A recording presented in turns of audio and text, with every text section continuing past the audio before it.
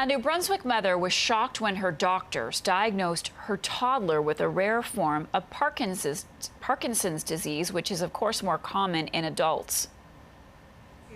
It's scary because you see children with disabilities, but you never expect it to happen to your own.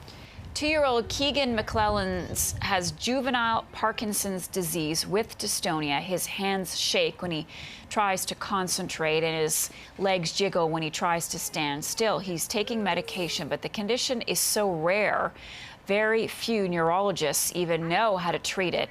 His family is planning a trip to the Hospital for Sick Children in Toronto to see if they can get treatment for Keegan, and a local charity is helping them out to raise money to cover costs.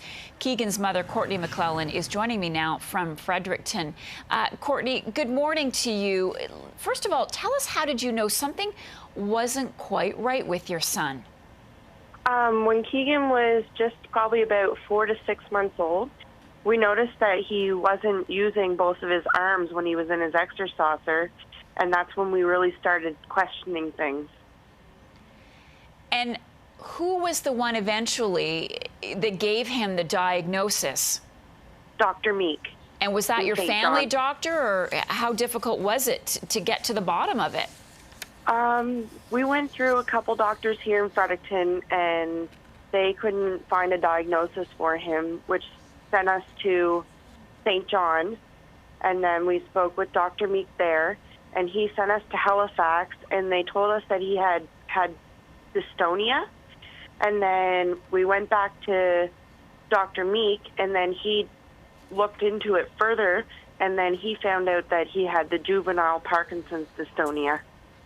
What was your reaction? I was really upset about the whole thing, and then I just want to accept him as the way he is. I'm not, like, every day is going to be a struggle for him, but we just want to make him happy. What are some of his challenges? He has a hard time walking. He's always stumbling over his own feet, and he can't feed himself properly. It's always all over the table or all over the floor. And as you're talking to me, we're looking at pictures of him on the playground, and he just seems like any other 2-year-old out there having a great time. What's his prognosis?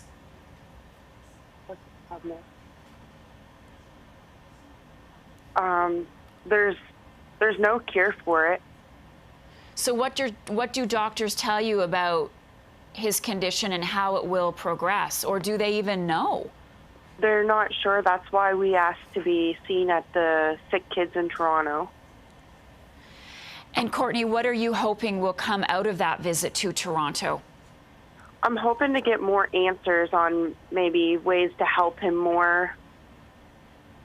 Yeah, how tough has it been for you to pay for all the medications and all these trips that you've had to make out of province to see doctors?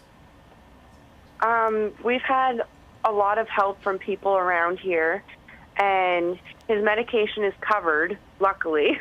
Yeah. But I do have to pay, like, out of my pocket for whatever he needs, and then I get reimbursed later. Well, we wish you all the best, and safe travels to Toronto, okay? Appreciate you talking to us. Thank you.